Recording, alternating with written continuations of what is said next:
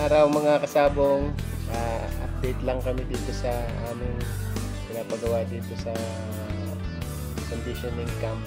Ito ay additional na shading para dito sa aming training area dito sa Rueda.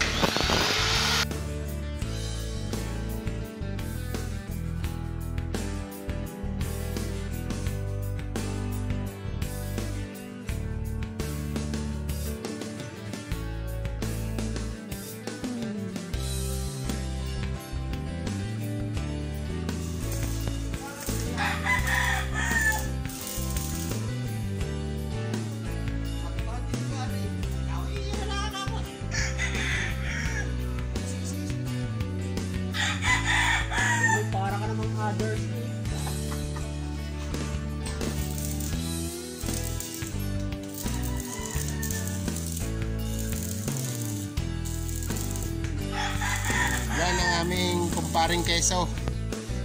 Yan ang aming kontraktor nitong aming rueda. Siya lahat gumawa niyan. Kaya pag may mga sala-sala, siya ho ang gumawa niyan.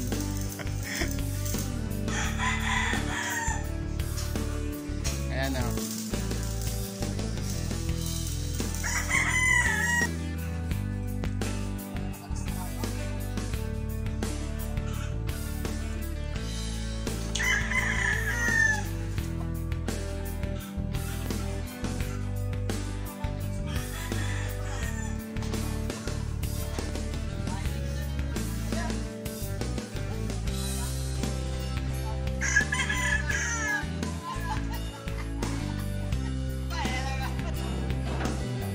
Bali ito ay additional na mga bubong para sa area ng Pakaskasan. Dahil kasi nung mga nakaraang mga bagyo, itong area na to, kapag malakas ang ulan tapos may kasamang hangin, nababasa itong aming Pakaskasan. At saka yung tubig pumupunta dito sa area ng Rueda, nababasa yung aming Rueda, so hindi nakakapagpagalaw ng manok pag masyadong malakas ang hangin at ulan.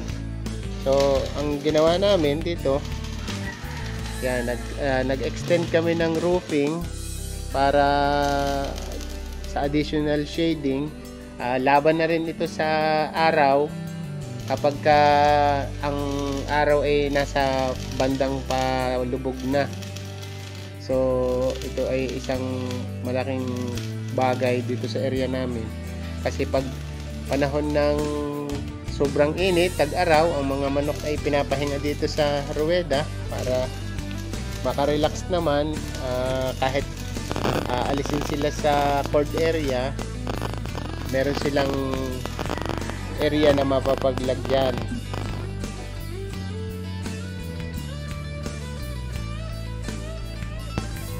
Lalagyan ng ipag-suprime ng ating mga bakal para hindi kainin ng kalawang pagdating ng panahon. Dagdag tibay din yan sa ating ginagawang frameworks ng ating additional na roof dito sa Rueda. Mamaya lalagyan na yan ng tubong.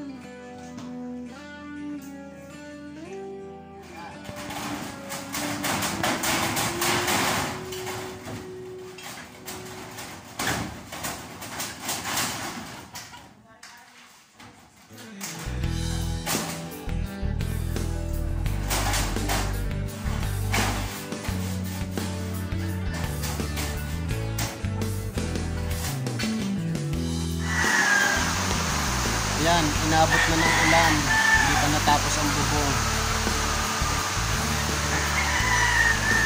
So, pag ganyan, mababawasan na yung chances na mababasa yung area na to. Area na to ng pakaskasan. Kasi medyo ano na doon, malayo na yung tulo ng tubig. Makakapaglagay pa rin niya dyan ng manok kahit umuulan. Okay, at least kahit pa paano sa susunod ay pag na okay na yan, hindi na kami aabutin ng tubig dito sa loob ng ruweda.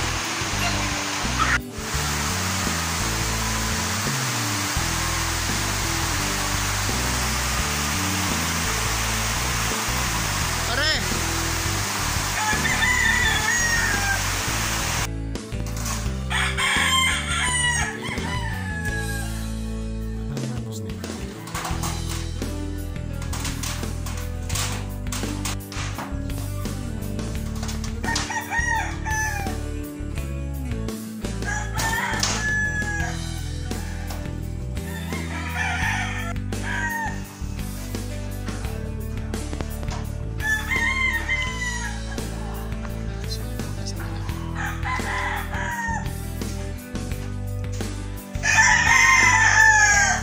Dyan na lang ngayon ang init.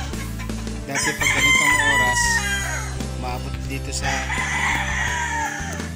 ruweda ang init. Ngayon hindi na.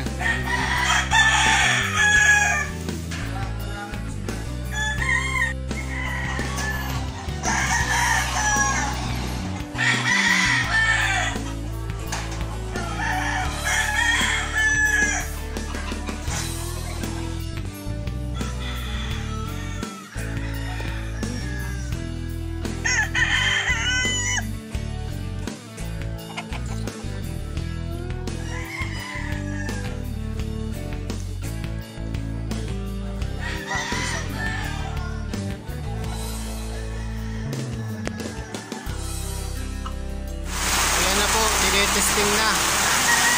Tinetesting na natin kung hanggang saan ang tatak. Malaking bagay ito. Kasi dati, kapag umulan, hanggang dito lang, sa malapit, yan.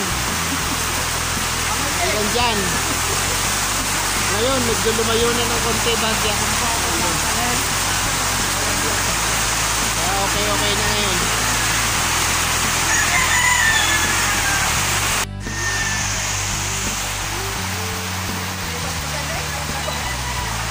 Hanggang doon na ngayon.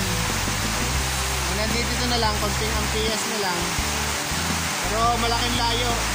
Malaking layo. Malaking bagay na may ganyan.